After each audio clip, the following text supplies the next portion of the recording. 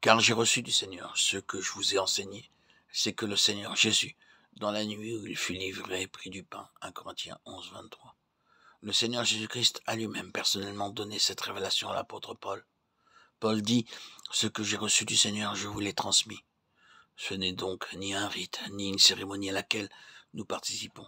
C'est un témoignage qui nous aide à nous rappeler ce qu'il a fait, ce qu'il fait et ce qu'il fera lorsqu'il reviendra. Ce témoignage nous rappelle aussi que nous sommes destinés à occuper avec lui la place la plus élevée dans les cieux. C'est un témoignage. Et après avoir rendu grâce, le rompit et dit, ceci est mon corps qui est rompu pour vous. Faites ceci en mémoire de moi. 1 Corinthiens 11, 24. Le Seigneur Jésus-Christ n'a pas dit, vous devez verser des larmes à cause de mes souffrances et pour tout ce que j'ai enduré pour vous. Ici, il remercie simplement. Et nous remercions simplement parce qu'il s'est donné lui-même avec amour pour nous. L'apôtre Paul rend ce témoignage. Si je vis maintenant dans la chair, je vis dans la foi du Fils de Dieu qui m'a aimé et qui s'est livré lui-même pour moi. Galates 2:20. Volontairement poussé par son amour, il s'est offert et s'est donné pour nous.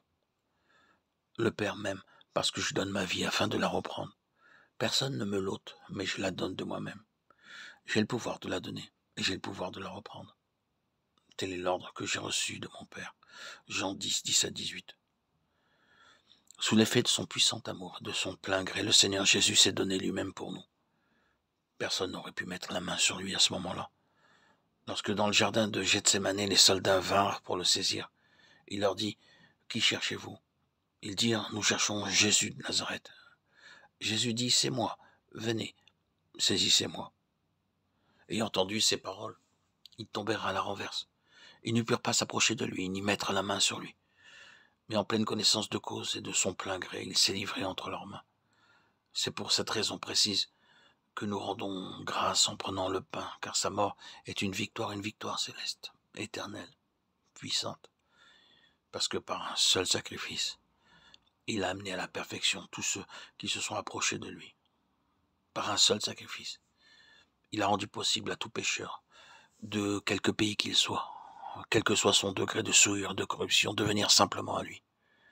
Ainsi, tout pécheur, quel qu'il soit, quels que soient ses péchés, peut venir à lui simplement et être sauvé, pardonné, lavé, transformé et reçu par lui.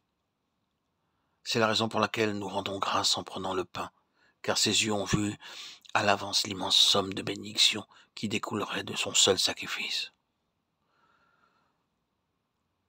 J'annonce dès le commencement ce qui doit arriver, longtemps d'avance ce qui n'est pas encore accompli. Je dis, mes arrêts subsisteront et j'exécuterai toute ma volonté.